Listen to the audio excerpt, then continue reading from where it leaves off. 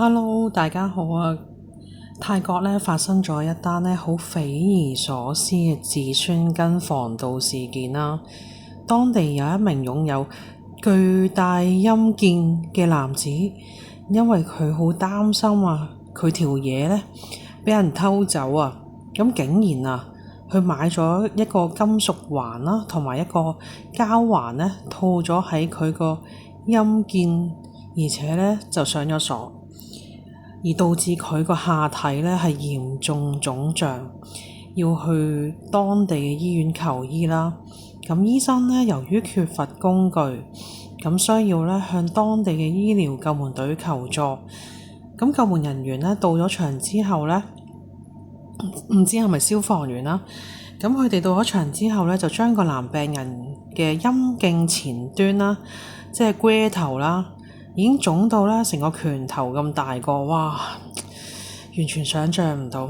咁個病人解釋佢條村入邊有人對佢條嘢就虎視眈眈，想偷走佢條嘢。咁佢因為佢條嘢太過大啦，要用69毫米嘅避孕套嘅69毫米，咪等於6.9 cm 咯，係咪啊？冇意會錯誤啊！咁由於佢個事件太離奇啦，咁當地嘅醫生就懷疑佢有呢個精神上嘅問題啦，或者係受到呢個酒精嘅影響。咁泰國嘅媒體指出喺武里南府一名28歲嘅男子因為擁有巨大嘅陰莖佢好怕俾人偷走咗一條嘢，咁竟然用個環套上佢條嘢以防俾人偷走咗嘅，即係防盜啦。但係當地嘅網民好好笑啦，指出呢單嘢子孫根防盜嘅事件事源男事主分別係用鐵環同膠環，即係 total 2個環係套咗喺自己個陰莖上邊嘅。咁僅前令到佢下體嚴重腫脹。咁10月6號男事主到斯圖克醫院求救啦，自行去啦，唔係打999。咁醫生自行嘗試替事主解決啦。咁多數其實正常玩法就個醫生會用支針即係打落佢條嘢嗰度，即係令到佢冇咁腫啦，就會幫佢掹翻個環出嚟嘅正常解救。但係最慘嗰間醫院係缺乏工具，咁佢個醫生又怕個男人錯過咗急救嘅最佳時間啦。如果腫得太過耐嗰條嘢如果變咗色即係好似乞衣咁樣，又變咗紫變咗黑色咁樣，成條嘢壞死咗嘅話係要截肢嘅，係要。咁個醫生可能驚佢要截肢啦，最後咁所以就即刻嘭聲向當地嘅一個基金會嘅醫療救援團隊求助啦。網上邊有相大家可以上網睇下，但係就即係馬賽黑咗睇唔清楚啲相。咁犀利啦呢壇嘢！救援隊到咗場之後就用一個磨光機逐一切割環圈，哇都幾誇張喎！會唔會唔小心戒到條嘢呢？過程需要小心翼翼嘅，以免傷及事主嘅陰莖。結果前後花咗10分鐘先可以除到2個環。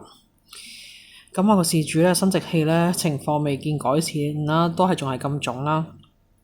佢個後續要轉去一間比較市中心比較大嘅醫院而走去治療。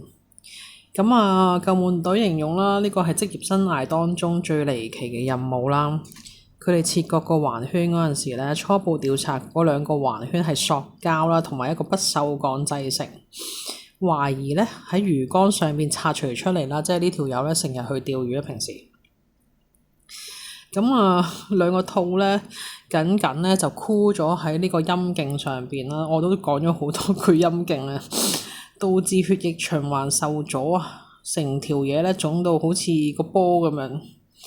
尤其前端龜頭嗰個位置幾乎腫到成個拳頭咁大啦，唔知男人拳頭定女人拳頭。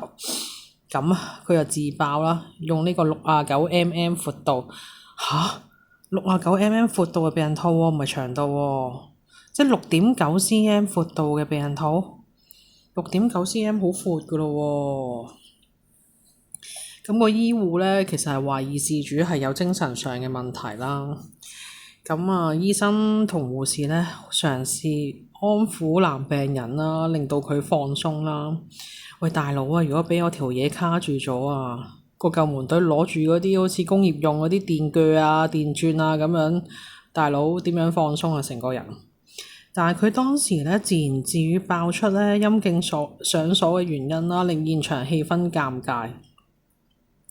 救門隊成員立龍大爆啊！男病人同佢講啊，聲稱擔心村內咧一名社區衛生員咧想偷走咗佢條嘢，因為佢擁有巨大嘅陰莖，需要使用闊度69毫米嘅避孕套。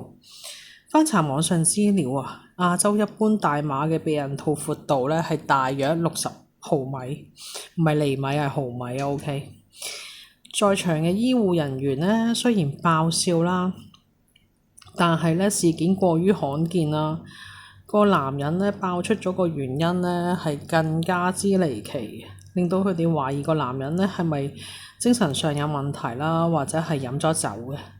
咁咧之後咧會將個男人咧送去呢個醫院啦，之後會安排佢咧做一個心理嘅評估。咁其實咧我想講嘅就係咧，呢啲咁嘅嘢咧就千祈唔好搞咯，真係最後會變公公嘅，同埋咧巨大陰莖咧唔係個個都有咯。你諗下，即係好似二手飯咁樣，長度得個3cm，佢想有機會俾人偷走啊，或者俾人羨慕嘅機會都冇。咁所以咧，我覺得個天咧賜俾你一條咁長啊、咁闊，係咪先7寸咁長、8寸咁粗嘅陰莖咧？我覺得你係應該係要感恩啊，或者還神咯，而唔係話個上天你一出世俾你成年之後都係維持一個3cm 嘅長度，係滿足唔到你嘅伴侶啊，或者係老婆咁樣咯。咁其實咧，佢之後都講咗個案例咧。咁係英國美國嗰邊嘅，咁啊都係關於一個移植陰莖移植手術啦。不過咧佢話咧，其實咧關於陰莖嗰啲移植手術咧，其實係一個非常大嘅手術啦，同埋好多人咧走去因為陰莖好短咧去做一個陰莖再造嘅手術咧。係多數係會失敗嘅，即係成功率好低。咁所以咧，天生咧有咁長嘅男士嘅話咧，其實你真係上幾世做咗好多好事，而積累到今生咧先有咁長嘅 J 咯。咁所以希望大家唔好揾自己條 J 嚟教飛啦，因為你好似佢咁樣唔小心壞死咗啊條 J。入邊海綿體或者係已經係彎咗啊，咁其實救唔返嘅話就成世㗎啦，做公公㗎啦。咁今次個新聞講到嚟呢度先啦，如果下次再有其他新聞啱我講嘅，我再講啦，拜拜。